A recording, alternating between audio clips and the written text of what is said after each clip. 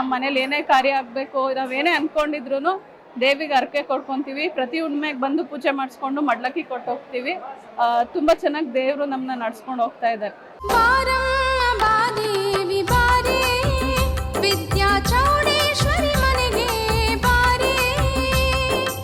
ನನ್ನ ತುಂಬಾ ವೈಯಕ್ತಿಕವಾದಂತಹ, ಯಾಕಂದ್ರೆ ಸಾಮಾನ್ಯವಾಗಿ ನನ್ನ ಹೆಂಡತಿಗೂ ಗೊತ್ತಿಲ್ಲದೆ ಇರೋಂಥದ್ದು ನಮ್ಮೂರಲ್ಲಿ ಏನಾಗಿದೆ ಅದನ್ನೆಲ್ಲವನ್ನೂ ಕೂಡ ಗುರುಗಳು ಹೇಳಿದ್ರು.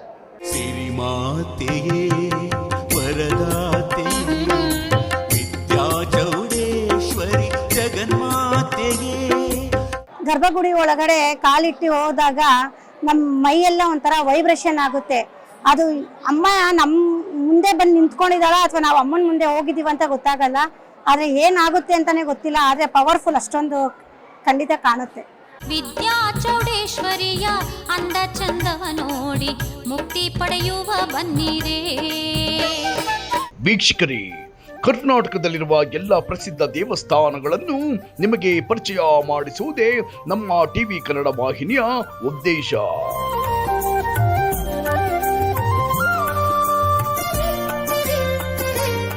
ತುಂಬಾ ಹೆಲ್ಪ್ ಆಗಿದೆ. ಇಲ್ಲಿ ಬಂದು ಬಿಸ್ನೆಸ್ ತುಂಬಾ ಸಪೋರ್ಟ್ ಆಗಿದೆ. ಇಲ್ಲಿ ಹೇಳ್ಕೊಂಡು ಹೋಗಾದ್ಮೇಲೆ ಹೇಳ್ದಂಗೆ ಲಾಸ್ಟ್ 1.5 month ಬ್ಯಾಕ್ ಬಿಸ್ನೆಸ್ ಶುರು ಮಾಡಿದ್ದೀನಿ. ನನ್ನ ತಂಗಿ ಮದ್ವೆ ವಿಚಾರವಾಗ್ಲೂ ಅಷ್ಟೇ. ಈಗ ನೆಕ್ಸ್ಟ್ ನನ್ನ ತಮ್ಮನ ಮದ್ವೆ ವಿಚಾರದಲ್ಲಿ ಗುರುಗಳು ಹೇಳಿದ್ರು ಅನ್ಕೊಂಡು ಹೋಗಿ ದೇವ್ರೆ ಕರ್ಸ್ಕೋತಾರೆ ಅಂತ. ಇವತ್ತು ಅವನಾಗೆ ಬಂದಿದ್ದೇನೆ. ಇವತ್ತು ಅದೇ ಹೇಳ್ಬೇಕು, ತಾಯಿ ಮಹಿಮೆ ಅಂತ ಹೇಳಿ. ಅದೊಂದು ಪೀಸ್ಫುಲ್ ಮೈಂಡ್ ಸರ್. ಇಲ್ಲಿಗೆ ಬಂದ್ರೆ ನಾವೇನು ಅನ್ಕೊಳ್ಳೋದು ಇಲ್ಲ, ನಾವೇನೋ ಪ್ಲಾನ್ ಮಾಡ್ಕೊಂಡು ಬರ್ತೀವಿ ಅನ್ನೋದಲ್ಲ. ಇಚ್ಛೆ ಇದ್ರೆ ದೇವ್ರು ಕರ್ಸ್ಕೊಂತಾಳೆ. ಮನ್ಸಲ್ಲಿ ದೃಢವಾದ ನಿರ್ಧಾರ ತಗೊಂಡು ದೇವ್ರ ಹತ್ರ ಮೊರೆ ಹೋದ್ರೆ ಸಾಕು. ನಾವು ಬರ್ತೀವಿ ಬರಲ್ಲ ಅನ್ನೋದು ಇಲ್ಲ, ತಾಯಿಗ್ನೇ ಕರ್ಸ್ಕೊಂತಾಳೆ ಇಲ್ಲಿಗೆ ಬರ್ಬೇಕು ಅಂತ ಅಂದ್ರೆ. ಗುರುಗಳ ಬಗ್ಗೆ ಫಸ್ಟ್ ಟೈಮ್ ನಾವು ಶಾಸ್ತ್ರ ಕೇಳಕ್ ಹೋದಾಗ ನಾವೊಂದು ಮನ್ಸಲ್ಲಿ ಒಂದು 5 ಪ್ರಶ್ನೆ ಅಂತ ಅನ್ಕೊಂಡಿದ್ವಿ. ಅಲ್ಲಿ ಹೋದಾಗ ನಾವು ಯಾವ ಆರ್ಡರಲ್ಲಿ ಏನು ಅನ್ಕೊಂಡಿದ್ವಿ, ನಾವು ಹೇಳೋಕ್ ಮುಂಚೆನೆ ಗುರುಗಳು ನಾವೇನೇನು ಅಂತ ಅನ್ಕೊಂಡಿದ್ವಿ ಅವರೇ ಹೇಳಿದ್ರು.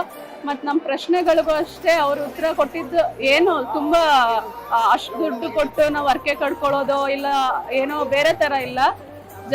5 ರೂಪಾಯಿ 9 ರೂಪಾಯಿ ಹರಕೆ ಕಟ್ಕೊಳಕ್ ಹೇಳಿದ್ರು. ನೆಕ್ಸ್ಟ್ ಹುಣ್ಣಿಮೆ ಅಷ್ಟರೊಳಗೆ ನೀವು ಬನ್ನಿ ತಾಯಿ ದರ್ಶನ ಮಾಡಿ ಅಂತ ಹೇಳಿದ್ರು. ಆ ದೇವಿ ಹಂಗೆ ನಡ್ಸ್ಕೊಂಡು ಹೋಗ್ತಾ ಇದ್ದಾಳೆ. ನಮ್ಮ ಮನೇಲಿ ಏನೇ ಕಾರ್ಯ ಆಗಬೇಕು, ನಾವೇನೇ ಅನ್ಕೊಂಡಿದ್ರು ದೇವಿಗೆ ಹರಕೆ ಕೊಡ್ಕೊಂತೀವಿ. ಪ್ರತಿ ಹುಣ್ಣಿಮೆಗೆ ಬಂದು ಪೂಜೆ ಮಾಡಿಸ್ಕೊಂಡು ಮಡ್ಲಕ್ಕಿ ಕೊಟ್ಟು ಹೋಗ್ತೀವಿ. ತುಂಬ ಚೆನ್ನಾಗಿ ದೇವರು ನಮ್ಮನ್ನ ನಡ್ಸ್ಕೊಂಡು ಹೋಗ್ತಾ ಇದ್ದಾರೆ.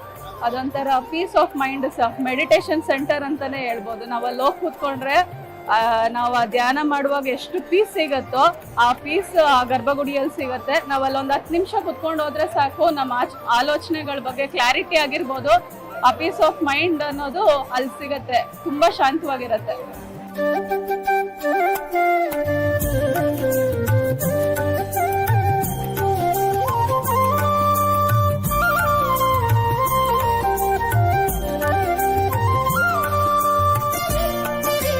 ಹಾಸನಿಂದ ಬಂದಿರೋದು.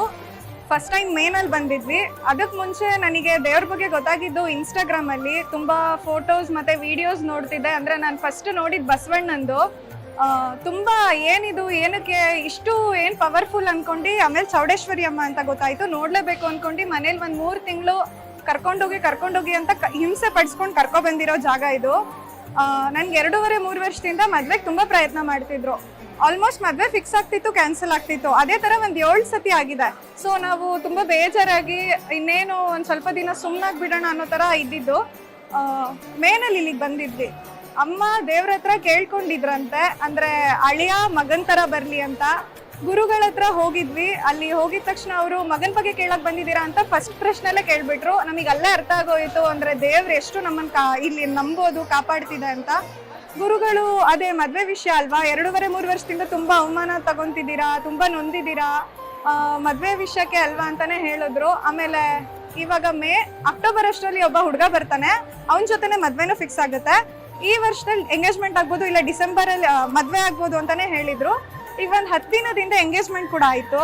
ಅವ್ರು ಏನು ಹೇಳಿದ್ರು ಅದೇ ಥರದವರೇ ಬಂದಿದ್ದಾರೆ. ಅಂದರೆ ನಾವು ಇಷ್ಟು ದಿನ ತಿಂದಿದ್ದು ನೋವಿಗೆಲ್ಲ ಏನೋ ಒಂದು ನೆಮ್ಮದಿ ಸಿಗೋ ಥರದ ಮನೆಗೆ ನಾನು ಸೇರ್ಕೊತಿದ್ದೀನಿ ಅನ್ಸುತ್ತೆ. ಖುಷಿ ಇದೆ.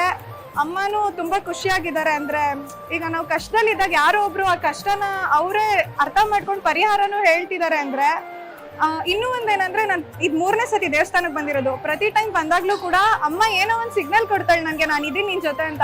ಫಸ್ಟ್ ಟೈಮ್ ಬಂದಾಗ ಆಗಿನ ಚಿಕ್ಕಮ್ಮ ಆಚೆ ಕಡೆಯಿಂದ ಬಂದಿದ್ರು, ಅಷ್ಟು ಜನ ಇದ್ರು, ನನ್ನನ್ನು ಕರೆದ್ಬಿಟ್ಟು ಆರತಿ ಮಾಡಿಸಿದ್ರು. 2ನೇ ಸತಿನೂ ಆರತಿ ಮಾಡೋ ಅವಕಾಶ ಸಿಕ್ತು. ಈ ಸತಿ ಬಂದಾಗ ಇಷ್ಟೊಂದು ಜನ ಇದ್ರು ನಮ್ಮ ಹಣ್ಣಿನ ತಟ್ಟೆನ ದೇವ್ರ ಮುಂದೆ ಪ್ರಸಾದಕ್ಕೆ ಅಂತ ತಗೊಂಡೋದ್ರು. ಸೊ ನಂಬಿರೋದು ಎಷ್ಟು ಅನ್ನೋದು ನಮಗಿಲ್ಲ ಗೊತ್ತಾಗ್ತಿದೆ. ಅಮ್ಮ ಕಾಪಾಡ್ತಿದ್ದಾಳಷ್ಟೆ. ಅಂದ್ರೆ ನಾನು ಎಲ್ಲೋ ಇದ್ದವಳಿಗೆ ಬಾ ನಾನು ಇಲ್ಲಿದ್ದೀನಿ ಅಂತ ಕರೆಸ್ಕೊಂಡು ನನಗೆ ಇಷ್ಟೊಂದೆಲ್ಲ ಹೆಲ್ಪ್ ಮಾಡ್ತಿದ್ದಾರೆ ಅಂತ ಅನ್ನಿಸ್ತಿದೆ.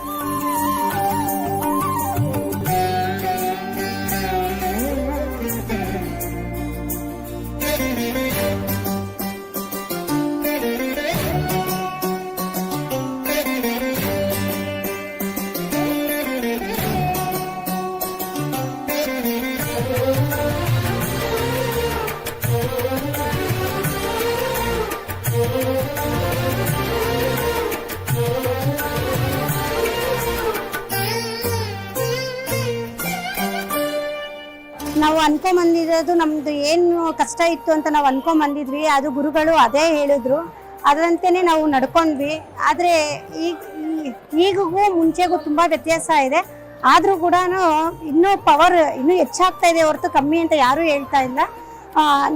ನೆನೆಸ್ಕೊಂತಿದ್ದಂಗೆ ಅಮ್ಮ ಅಲ್ಲೇ ಅನ್ಕೊಂಡಿದ್ನ ವರ ಕೊಡ್ತಾಳೆ. ನೀವು ದೇವ್ರ ಬಾಕ್ಲಿಗೆ ಬಂದು ಕಾಲಿಡ್ರಿ, ಇಟ್ಟಾಗ ನಿಮಗೆ ಗೊತ್ತಾಗುತ್ತೆ. ಮನೆ ಒಳಗಡೆ ಇದ್ದಾಗ ನೀವು ನೆನೆದಾಗ ಏನಾಗುತ್ತೆ ಅಂತ ಅಲ್ಲೂ ಗೊತ್ತಾಗುತ್ತೆ. ಕಷ್ಟ ಅಂತ ಅಂದರೆ ನಮ್ಮ ಮನೆಯವ್ರಿಗೆ ತುಂಬ ಹುಷಾರಿರಲಿಲ್ಲ. ಆವಾಗ ನಮ್ಮ ಮನೆಯವ್ರ ಫ್ರೆಂಡ್ ಹೇಳಿದ್ರು ಅಂತ ನಾವು ಬಂದ್ವಿ. ಒಂದ್ಸಲಿ ಬಂದು ಹೋದಾಗೆ ನಮ್ಮ ಮನೆಯವರು ಎಷ್ಟೋ ಚೇತರಿಸ್ಕೊಂಡ್ರು. ಅದೇ ನಮಗೆ ತುಂಬ ಕೊಟ್ಟಿದ್ದು ಭಾಗ್ಯ ಅಂತ ಅಂದ್ಕೊಂಡಿದ್ದೀನಿ. ಗರ್ಭಗುಡಿ ಒಳಗಡೆ ಕಾಲಿಟ್ಟು ಹೋದಾಗ ನಮ್ಮ ಮೈಯೆಲ್ಲ ಒಂಥರ ವೈಬ್ರೇಷನ್ ಆಗುತ್ತೆ. ಅದು ಅಮ್ಮ ನಮ್ಮ ಮುಂದೆ ಬಂದು ನಿಂತ್ಕೊಂಡಿದ್ದಾಳ ಅಥವಾ ನಾವು ಅಮ್ಮನ ಮುಂದೆ ಹೋಗಿದ್ದೀವಿ ಅಂತ ಗೊತ್ತಾಗಲ್ಲ. ಆದರೆ ಏನಾಗುತ್ತೆ ಅಂತಲೇ ಗೊತ್ತಿಲ್ಲ. ಆದರೆ ಪವರ್ಫುಲ್ ಅಷ್ಟೊಂದು ಖಂಡಿತ ಕಾಣುತ್ತೆ. ಇಷ್ಟೊಂದು ಜನ ಸೇರಿದ್ದಾರೆ ಅಂದರೆ ಅಮ್ಮನ ನಂಬಿಕೆ ಇಂಪಾರ್ಟೆಂಟು. ನಾವು ಯಾವುದೇ ಒಂದು ಕೆಲಸ ಮಾಡಬೇಕಾದ್ರೂ ನಂಬಿ ಒಂದು ಕೈ ಇಟ್ಟಾಗ ಆ ಕಾರ್ಯ ಕೆಲಸ ನಡೆಯುತ್ತಲ್ಲ, ಅದೇ ನಂಬಿಕೆ. ನೀವು ಅಮ್ಮನ ನಂಬಿ ಬಂದಿದ್ದೀರಾ ಅಂದರೆ ಅಮ್ಮ ನೀವು ಒಂದು ನಂಬ್ಕೊಂಡು ಬಂದಿದ್ರೆ ಅಮ್ಮ 2 ಮಾಡಿ ತೋರಿಸ್ತಾಳೆ ಅಂತ ಹೇಳಕ್ ಇಷ್ಟಪಡ್ತೀನಿ.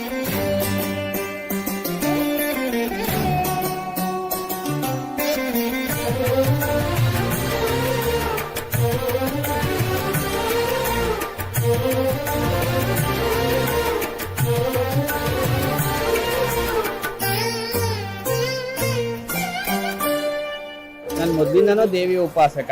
ಲಲಿತಾ ಸಹಸ್ರನಾಮ ಪ್ರತಿದಿನ ಬಿಡದೆ ಮಾಡ್ತಾ ಇರ್ತೀನಿ. ನನಗೆ ಯೂಶಲಿ ಯಾವ ದೇವಸ್ಥಾನಕ್ಕೂ ಹೋಗಕ್ಕೆ ಇಷ್ಟ ಆಗಲ್ಲ. ಸಾಮಾನ್ಯವಾಗಿ ನನ್ನ ಮನೆಯಲ್ಲೇ ನಾನು ದೇವಸ್ಥಾನವನ್ನ ದೇವಿನ ನೋಡ್ತಾ ಇರ್ತೀನಿ. ಅವ್ರು ಯಾಕೋ ಗೊತ್ತಿಲ್ಲ, ಅವ್ರು ಯಾರ ಹೇಳಿದ್ರು ಅಂತ ಅಂದ್ಬಿಟ್ಟು ನಾವು ಇಲ್ಲಿಗೆ ಬಂದ್ವಿ. ಬರುವಾಗ್ಲೂ ಏನೋ ಒಂದು ಅನ್ಕೊಂಡು ನಮ್ಮ ಮನೆಯವ್ರಿಗೆ ಸಂತೋಷಕ್ಕೋಸ್ಕರ ಬಂದಿದ್ದಷ್ಟೇನೆ. ಆದ್ರೆ ಬಂದ ಮೇಲೆ ಇಲ್ಲಿಯ ಒಂದು ಪಾಸಿಟಿವ್ ಎನರ್ಜಿ, ಯಾಕಂದ್ರೆ ನನ್ನ ಗುರು ನಂಗೆ ಅದನ್ನ ಕಲಿಸ್ಕೊಟ್ಟಿದ್ದಾರೆ. ಪಾಸಿಟಿವ್ ಎನರ್ಜಿನ ಅನುಭವಿಸೋದನ್ನ, ಅದು ಇರೋದನ್ನ ಒಂದು ಕಂಡಿಡಿಯೋದನ್ನ ಅವರು ನನ್ನ ಗುರು ನಂಗೆ ಕಲಿಸ್ಕೊಟ್ಟಿದ್ದಾರೆ. ಹಾಗಾಗಿ ಇಲ್ಲಿಗೆ ಬಂದ ಮೇಲೆ ಇಲ್ಲಿಯ ಪಾಸಿಟಿವ್ ಎನರ್ಜಿ ಹೇಗಿದೆ ಅನ್ನೋದನ್ನ ತುಂಬಾ ಅನುಭವಿಸ್ದೆ. ಒಳಗ್ ಬರ್ತಿದ್ದಂಗೆ ಏನೋ ಒಂದು ಸಮಾಧಾನ. ನಾನು ಏನ್ ಅನ್ಕೊಂಡ್ ಬಂದಿದ್ನೋ ಅವೆಲ್ಲವೂ ವ್ಯತಿರಿಕ್ತ. ಯಾಕಂದ್ರೆ ಬರ್ಬೇಕಾದ್ರೆಲ್ಲ ನಾನು ನೆಗೆಟಿವಿಟಿ ತುಂಬಿಕೊಂಡೇ ಬಂದಿದ್ದೆ ದೇವಸ್ಥಾನದ ಬಗ್ಗೆ. ಬಂದ ಮೇಲೆ ಸಾಮಾನ್ಯವಾಗಿ ನನ್ನ ಜೊತೆ ಇನ್ನೊಬ್ರು ಬಂದಿದ್ರು. ಹಾಗಾಗಿ ಗುರುಗಳ ಹತ್ರ ಹೋಗೋಣ ಅಂತ ಗುರುಗಳ ಹತ್ರ ಹೋದಾಗ ನನ್ನ ತುಂಬಾ ವೈಯಕ್ತಿಕವಾದಂತಹ, ಯಾಕಂದ್ರೆ ಸಾಮಾನ್ಯವಾಗಿ ನನ್ನ ಹೆಂಡತಿಗೂ ಗೊತ್ತಿಲ್ಲದೆ ಇರೋಂಥದ್ದು ನಮ್ಮೂರಲ್ಲಿ ಏನಾಗಿದೆ ಅದನ್ನೆಲ್ಲವನ್ನೂ ಕೂಡ ಗುರುಗಳು ಹೇಳಿದ್ರು. ಆ ಹೇಳಿದ್ದು ನನಗೆ ಆಶ್ಚರ್ಯ ಆಯ್ತು. ಅದು ಕೆಲವ್ರಿಗೆ ಮಾತ್ರ ಹೇಳಲಿಕ್ಕಾಗುವಂಥದ್ದು. ಯಾಕಂದ್ರೆ ನಾನು ಅವಧೂತರುಗಳ ಜೊತೆ ಒಡನಾಟದಲ್ಲಿ, ಬೇರೆ ಇದ್ರ ಗುರುಗಳ ಜೊತೆ ಒಡನಾಟದಲ್ಲಿ ನಾನು ತುಂಬಾನು ನೋಡಿದ್ದೀನಿ. ಆ ಶಕ್ತಿ ಬರುವಂಥದ್ದು ತುಂಬಾ ಕಮ್ಮಿ. ಹಾಗೇನೆ ಶೃಂಗೇರಿ ಜೊತೆಗೆ ಕಾಂಟ್ಯಾಕ್ಟ್ ಇರುವಂಥದ್ದು. ಯಾಕಂದ್ರೆ ಭಾರತೀ ತೀರ್ಥ ಗುರುಗಳೇ ಹೇಳ್ದಂಗೆ ಸಾಮಾನ್ಯರಲ್ಲ. ಶೃಂಗೇರಿ ಜೊತೆಗೆ ಕಾಂಟ್ಯಾಕ್ಟ್ ಇದೆ ಅಂತ ಅಲ್ಲಿ ಗೊತ್ತಾಗ್ತಿದ್ದಂಗೆ, ಬೋರ್ಡ್ ನೋಡ್ತಿದ್ದಂಗೆ ನಂಗೆ ಏನೋ ಒಂದು ಆನಂದ ಆಯ್ತು. ಇದು ಸಾಮಾನ್ಯವಾದದ್ದಲ್ಲಪ್ಪ. ಯಾಕಂದ್ರೆ ತುಂಬಾ ಕಮರ್ಷಿಯಲ್ಗಳನ್ನ ನೋಡಿ ನೋಡಿ ನೋಡಿ ನಮಗೂ ಬೇಜಾರಾಗೋಗಿರುತ್ತಲ್ಲ. ಕಮರ್ಷಿಯಲ್ ಅಲ್ಲವೇ ಅಲ್ಲ ಅಂತ ನಂಗೆ ಮನೆ ಒಳಗಡೆ, ದೇವಸ್ಥಾನದ ಒಳಗಡೆ ಬರೋ ಅಷ್ಟೊತ್ತಿಗೆ ನಂಗೆ ಅದು ಆ ಫೀಲಿಂಗ್ ಬಂದ್ಬಿಡ್ತು. ಆಮೇಲೆ ಗುರುಗಳ ಹತ್ರ ಹೋದ್ಮೇಲೆ ಮತ್ತೆ ಅಮ್ಮನವರ ದರ್ಶನ ಆದ್ಮೇಲೆ, ಇಲ್ಲ ಇದು ಸಾಮಾನ್ಯವಾದದ್ದಲ್ಲ, ಸಾಕ್ಷಾತ್ ಜಗನ್ಮಾತೆ ಲಲಿತೆನೇ ಇಲ್ಲಿ ಬಂದು ಕೂತಿದ್ದಾಳೆ ಅನ್ನೋದು ಕನ್ಫರ್ಮ್ ಆಯ್ತು. ಹಾಗಾಗಿ ಗುರುಗಳು ಹೇಳಿದ್ರು ಇವತ್ತು ಬನ ಹುಣ್ಣಿಮೆನೋ, ಆದ್ರಿಂದ ಅಮ್ಮನವ್ರ ದರ್ಶನ ಆಗತ್ತೆ ಅನ್ನೋಕ್ಕಿಂತ ಅವಳೇ ಕರೆಸ್ಕೊಂಡಿದ್ದಾಳೆ ಅಂತ ಅಂದ್ಬಿಟ್ಟು ನಾನು ಇಲ್ಲಿಗೆ ಬಂದಿರೋಂಥದ್ದು. ನಿಜವಾಗ್ಲೂ ತುಂಬಾ ದಿವ್ಯವಾದಂತಹ ಕ್ಷೇತ್ರ. ಹಾಗೆ ಗುರುಗಳು ಹಾಗೇನೆ ನೋಡಿದ ತಕ್ಷಣ ಎಲ್ಲವನ್ನು ಫೇಸ್ ರೀಡಿಂಗ್ ಅಲ್ಲೇ ಎಲ್ಲಾನು ಹೇಳ್ಬಿಡ್ತಾರೆ.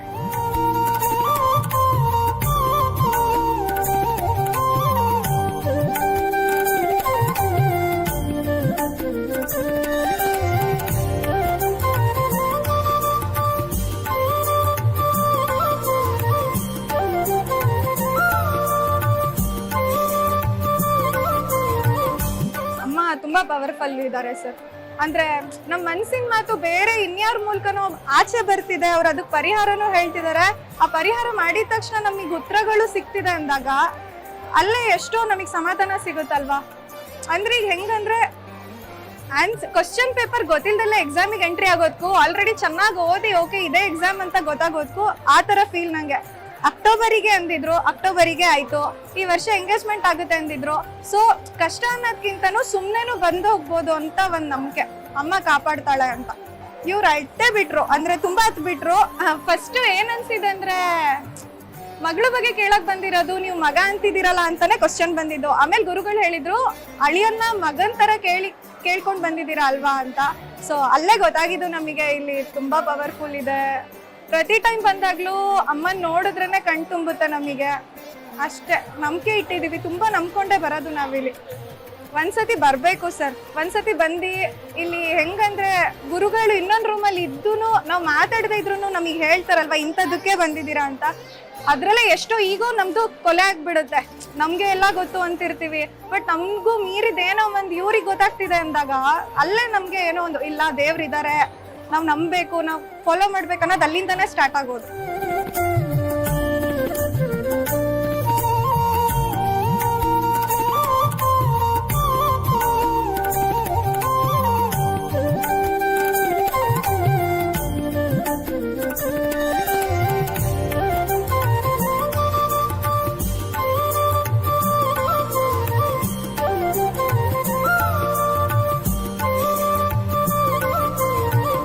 ಮಳವಳ್ಳಿ ಹತ್ರ ಹುಲ್ಲಳ್ಳಿ ಅಂತೇಳಿ ನಾವು ಫೇಸ್ಬುಕ್ ಇನ್ಸ್ಟಾಗ್ರಾಮು ಇವೆಲ್ಲ ನೋಡಿದ್ವಿ.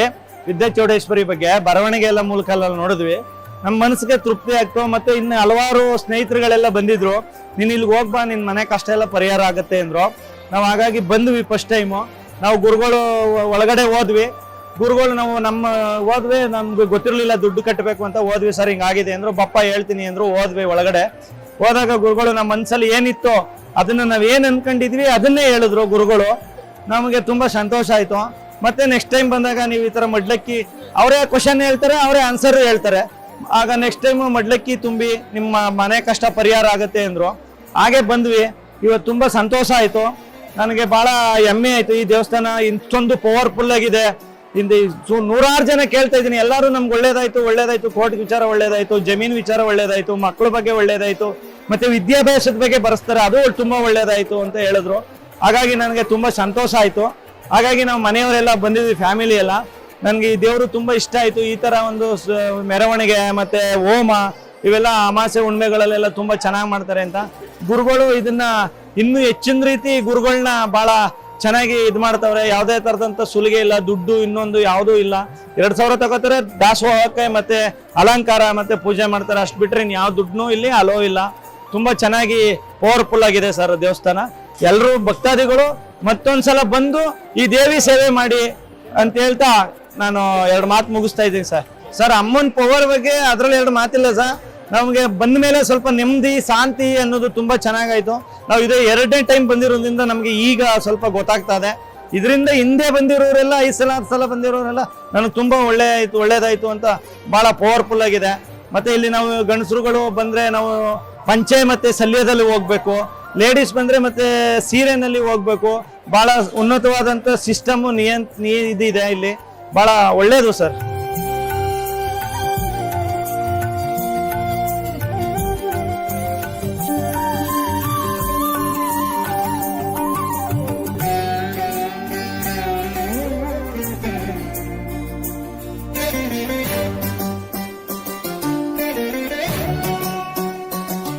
ನೋಡಿದ್ರಲ್ಲ ವೀಕ್ಷಕರೇ, ಶ್ರೀ ವಿದ್ಯಾ ಚೌಡೇಶ್ವರಿ ಶ್ರೀಮಠದ ಅದ್ಭುತ ಘಟನೆಗಳನ್ನು ನೋಡಿ ತಾವು ಕೂಡ ವಿಸ್ಮಯರಾಗಿದ್ದರೆಂದು ಭಾವಿಸುತ್ತೇವೆ. ಹಾಗಿದ್ದರೆ ಶ್ರೀ ವಿದ್ಯಾ ಚೌಡೇಶ್ವರಿ ಅನುಗ್ರಹ ಆಶೀರ್ವಾದ ನಿಮ್ಮ ಮೇಲೆ ಸದಾ ಇರಲೆಂದು ಟಿವಿ ಕನ್ನಡ ವಾಹಿನಿಯಿಂದ ಪ್ರಾರ್ಥಿಸಿಕೊಳ್ಳುತ್ತೇವೆ. ಧನ್ಯವಾದಗಳು.